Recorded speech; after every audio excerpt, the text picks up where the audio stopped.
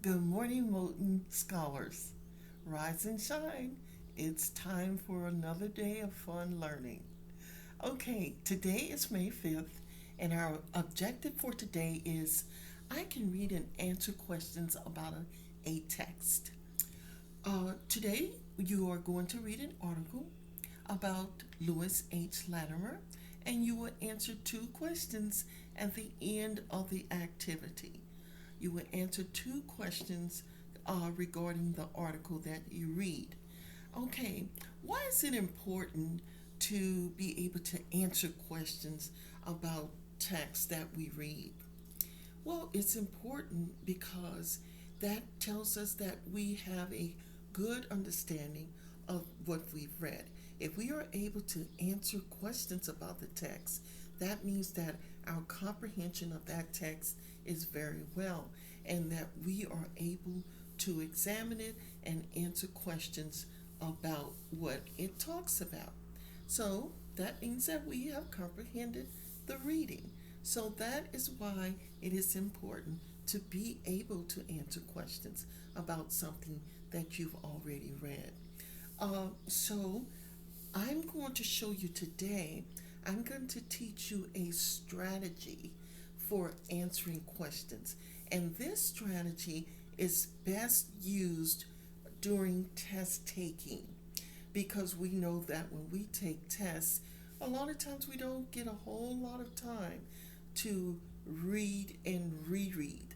So when we're working against time, we want to use our time efficiently and we want to get our strategies in so that we can make better results on our test.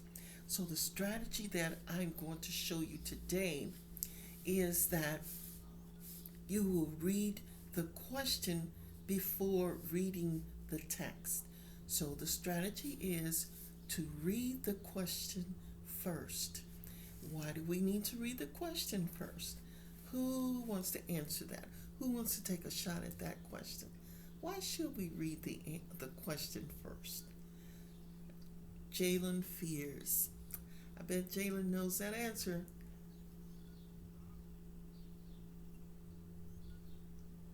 That is correct, Jalen.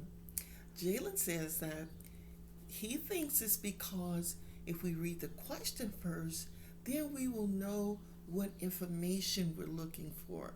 Thank you, Jalen. I like that answer. So, the strategy is to read your question first. So, as you read, you will keep that question in mind. And when you come across the answer, you can annotate it or you can jot down notes.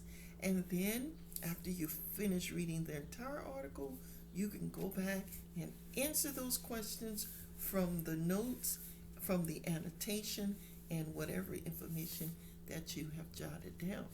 So that can get you to a quicker answer during test taking. You can get your answers, your questions answered quicker if you read that question first, and then as you read your text, you can kind of search for the answer as you go along. So today I am going to model for you that same strategy. Okay, so let's take a look at it. My question says, did Lewis H. Latimer invent the light bulb? That is the question. So here I have written an excerpt from the article about Lewis Latimer.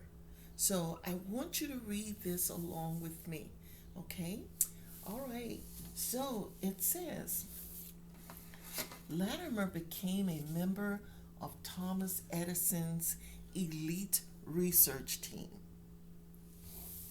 Latimer made important contributions to the light bulb that was designed by Thomas Edison's invention. Latimer created a light bulb with a filament made of much more durable carbon, which would not burn out like Edison's light bulb. Okay? So that's my excerpt. And my question I read first was, did he, Latimer, invent the light bulb? So as I read my excerpt, I kept that question in mind. And when I got to the word invention, when I got to this line here, designed by Thomas Edison's invention, I remembered this question. So I underlined the word invention. So that sticks out in my mind. So I underlined the word invention. I underlined created. I underlined more durable carbon. Now, let me explain to you why I underlined those words. Because I know my question was about who or did Lewis Latimer invent the light bulb. So when I heard that word invention, I knew that that word had to be directly related to my question, which is absolutely correct. So let's go back and now answer the question. Did Latimer invent the light bulb? No, he did not, because it says here was designed by Thomas Edison's invention.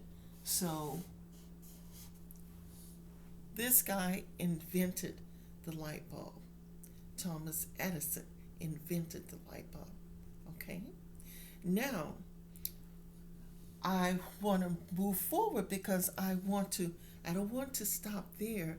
I want to elaborate on the role that Latimer played, because he was very important. His creation was very important with the affiliation of the light bulb that Thomas Edison invented. So I underlined created and more durable. So it says Latimer created a light bulb. So he did create, Latimer did create a light bulb with a filament made of much more durable carbon, which would not burn out like Edison's light bulb. So in this section here, in this line, tells me that there were actually 2 light bulbs that were created, but the very first one was invented. Okay? So this part tells me that Latimer created a second light bulb that was even more powerful than the one that Edison created. And Latimer's light bulb lasted longer. The bulb burned longer than Thomas Edison's light bulb, which is what we know of as today, the light bulb that Latimer improved. Okay, so Thomas Edison created or invented,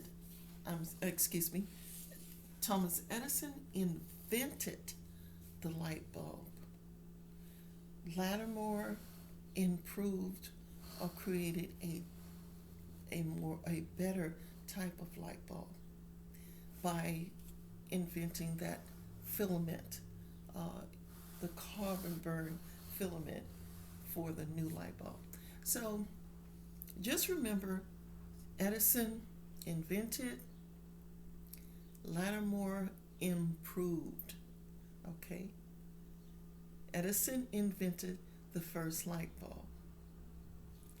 Lewis H. Latimer improved the light bulb that Thomas Edison invented. All right? Don't let that confuse you. So that is one strategy that you can use when test taking, is to read your question first. And then, as you read your text, try to find the answer to that question as you are reading. I hope that's helpful to you guys, and I hope I didn't confuse you in any way, but I'm sure you got this strategy down and you can take off with it. So go ahead, get started on answering your two questions. You only have two questions for today, not bad.